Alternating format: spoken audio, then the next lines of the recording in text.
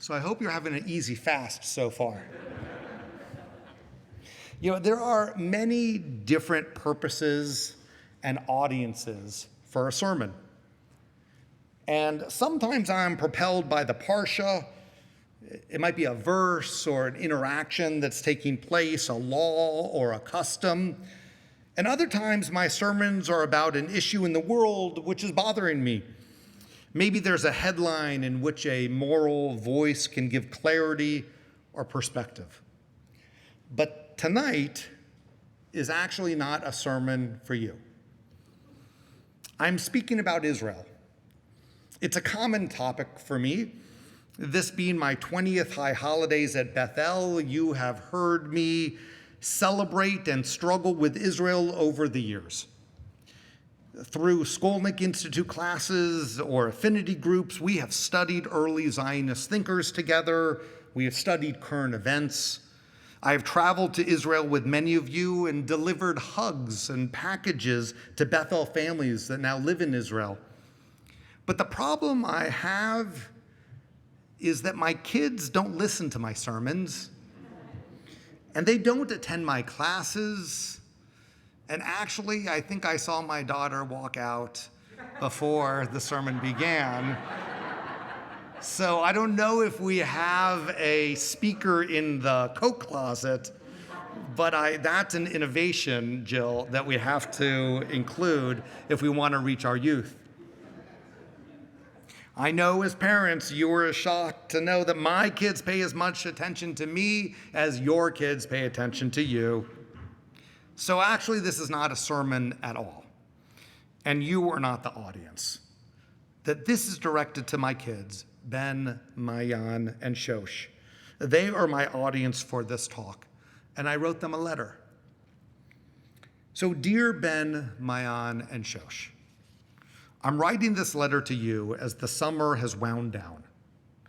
The first bits of coolness are in the air, and even though the high holidays are so early this year, the weather still knows that Sukkot is just around the corner.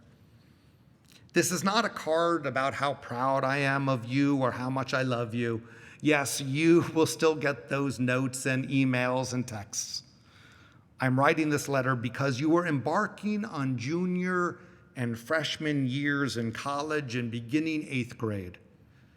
You are in wonderful but difficult academic environments in Burlington and Philadelphia and Bethesda. College campuses and high schools are often challenging places for anything except the most extreme voices. And regarding Israel, passions range from lukewarm to hostile. As recently as the end of last semester at your high school, a protest occurred and a student was seen with a sign described by the Whitman student newspaper as the top of the sign displayed a Nazi flag adjacent to an Israeli flag with an equal sign in between them. And underneath the poster read, "What's the difference? Israel is a terrorist state, free Palestine." This was Whitman. Israelis are Nazis. The comparison is historically wrong and morally unhinged. It is important to me you are grounded in a sense of Ahavat Yisrael, a love of Israel. It is core to my identity as a Jew and central to our family. As I often tell you, the reason we do things is not because I am a rabbi, but because it is a family value. Ahavat Yisrael, loving Israel, is a family value. Loving Israel does not happen in a single way. I'm not trying to convince you of anything here other than always to be thoughtful and to use critical thinking. Your sense of Ahavat Yisrael will not be identical to mine. Yours will develop over years and be built upon your experiences. Your sense of Ahavat Yisrael will grow through trips to Israel and reading and observing and struggling. And maybe even trips to the West Bank and Palestine, like when I visited Ramallah and Rawabi and Gush Etzion a few years ago. In many ways, love and struggle have been combined since Jacob wrestled with the angel, and his name was transformed to Yisrael. Today, the wrestling is real too. It is not only between Israelis and Palestinians, but also within the Jewish community itself. As Rabbi Zalman Schachter Shalomi and others have written, there's a paradigm shift underway within American Jewry related to Israel and Judaism itself. Some of the Jewish community's old ways do not speak to younger generations. Reasons for Jewish engagement and institutional connection and bonds with Israel have changed. I do not think that the bonds have weakened, but new ways and reasons are emerging. And for too long, communal institutions we have doubled down on the familiar formulas which have brought us past successes and purpose. But we have been slow to listen and include fresher voices.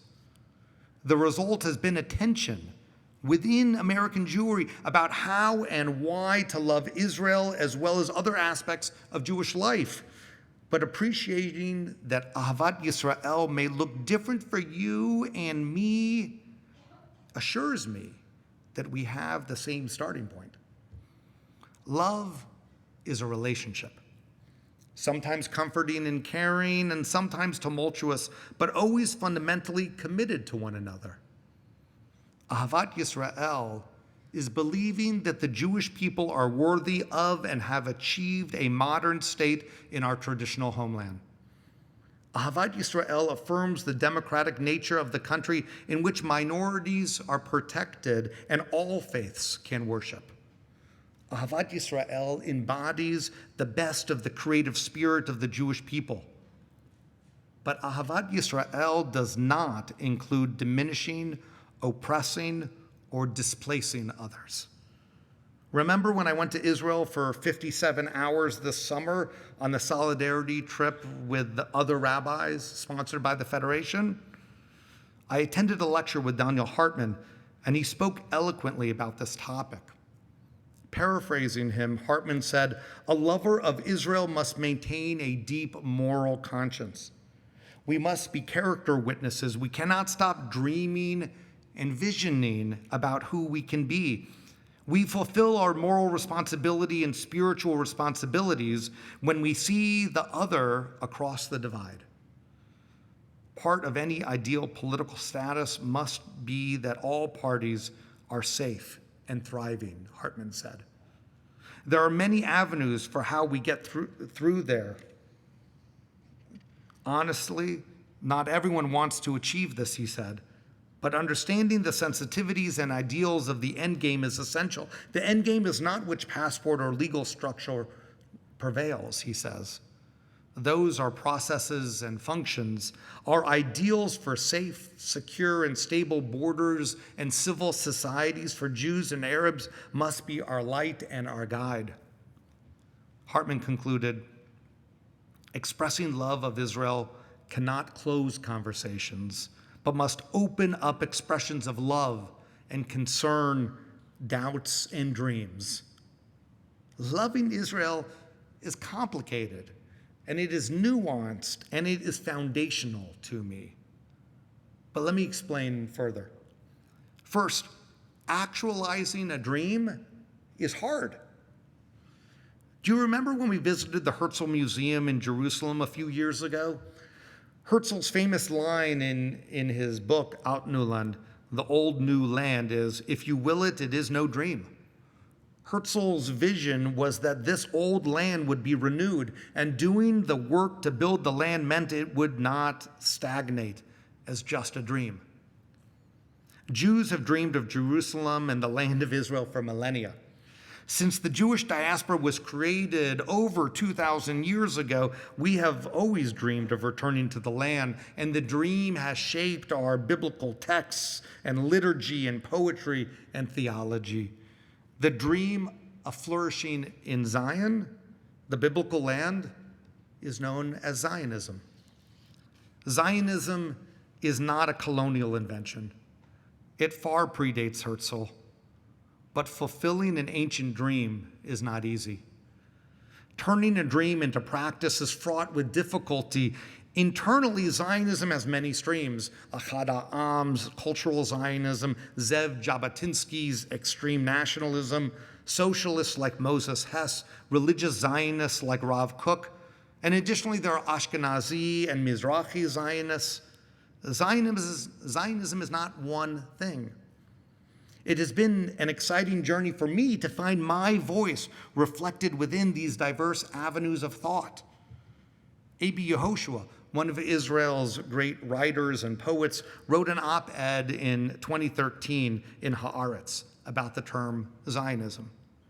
He wrote, "Zionist is a concept that's basically simple and clear and easy to define and understand, and there should be no difficulty in defending its definition." But he said, over the past 20 to 30 years, he wrote, this simple concept has turned into one of the most confused and complicated notions of identity, and its overuse has made it impossible to agree upon what it actually means. The political right likes to use it as a type of whipped cream to improve the taste of dubious dishes, he says, while the political left treats it with fear as if it were a mine liable to explode in his hand. In the dispute between the national camp and the peace camp, Zionism is used as an offensive weapon that is batted from one side to the other.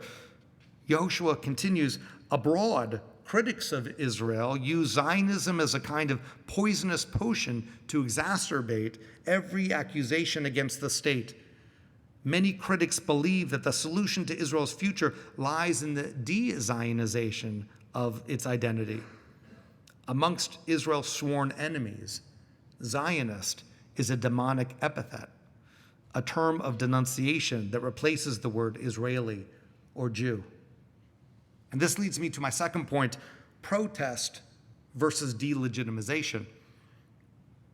I started to touch on this earlier. Mom and I have taught you that protesting is an important part of being a citizen.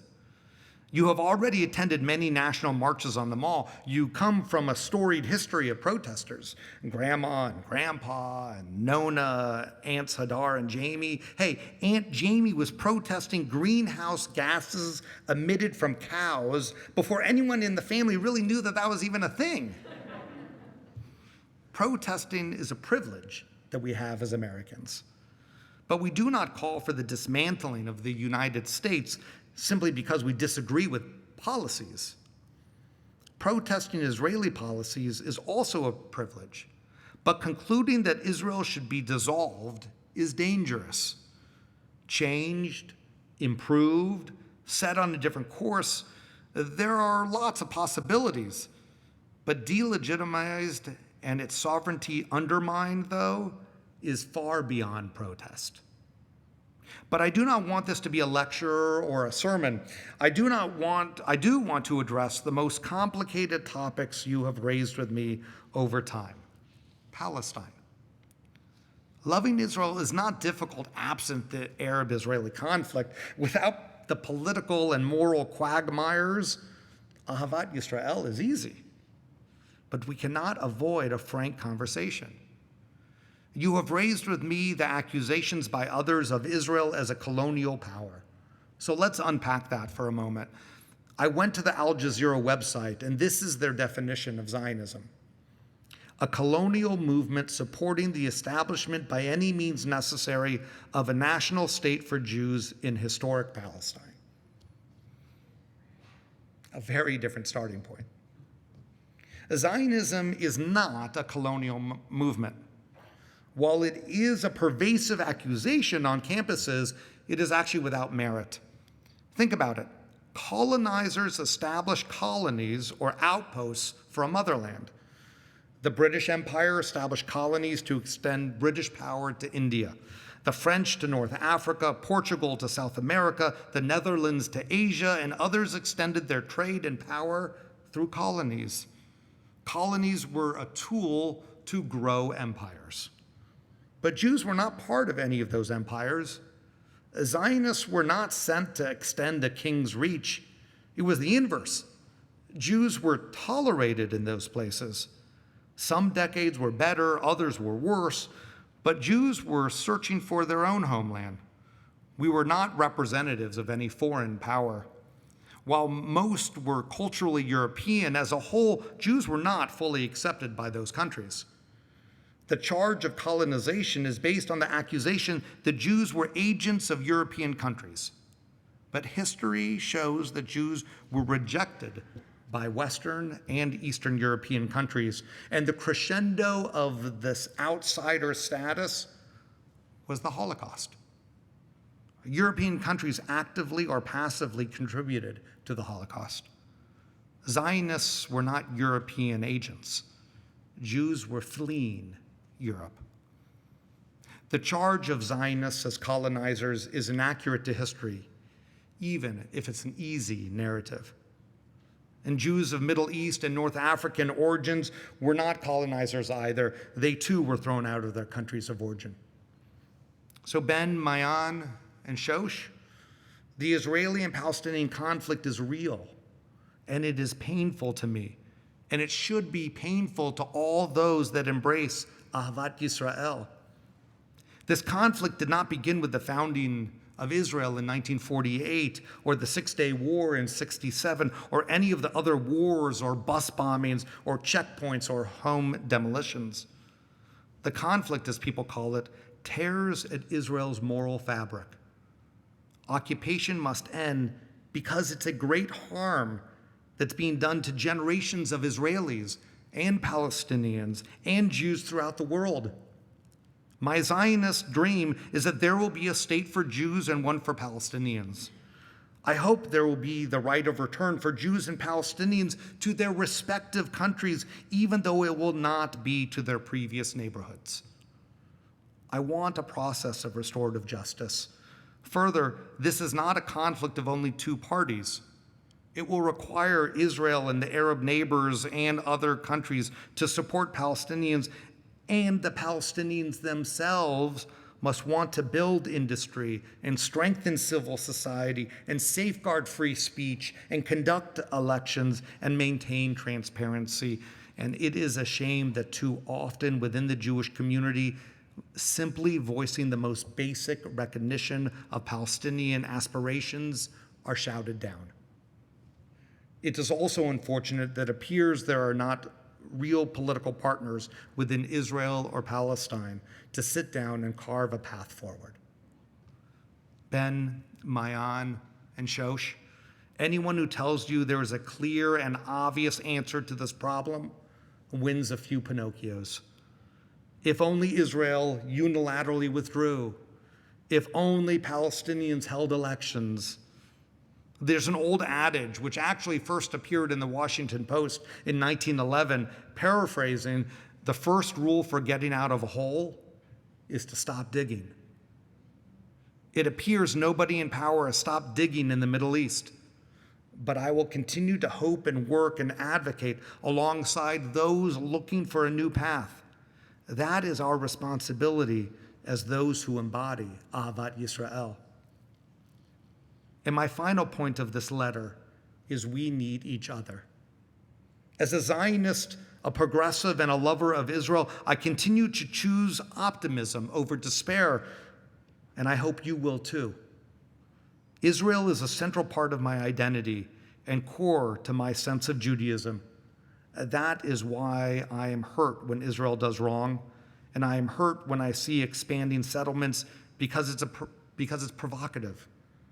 I am hurt when I see soldiers and Palestinians clash. I am elated when the tiny country does amazing things. Israel is a moral leader when they send aid to hurricane victims or invent desalination technologies and share it with others to make the desert bloom and for people to have water. Israel is a leader in COVID research and so many other areas. I will not despair for any of the people involved because we need each other.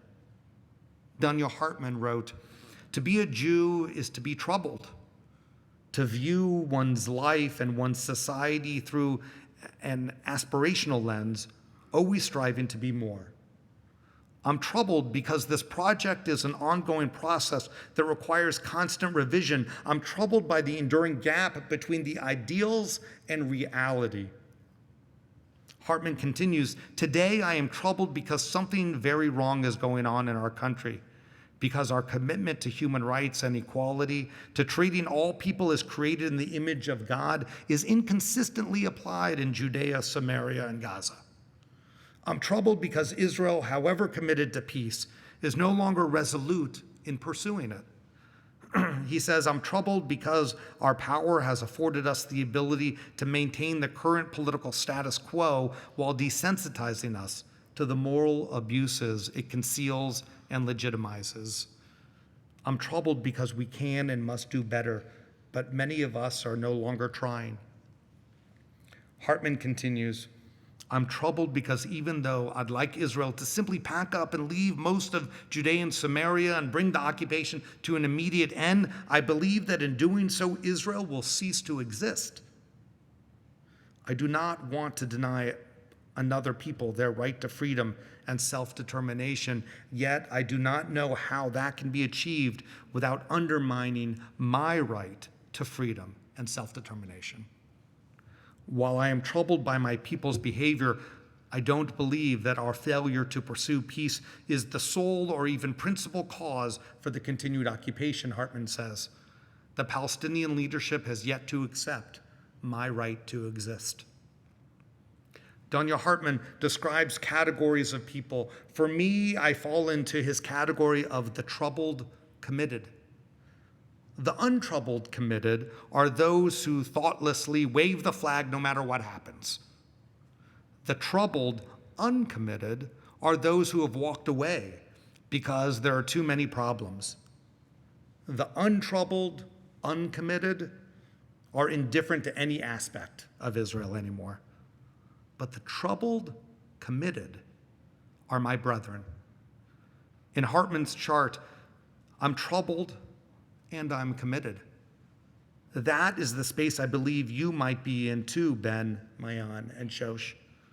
Israel needs you and your friends. I believe you and I need Israel too.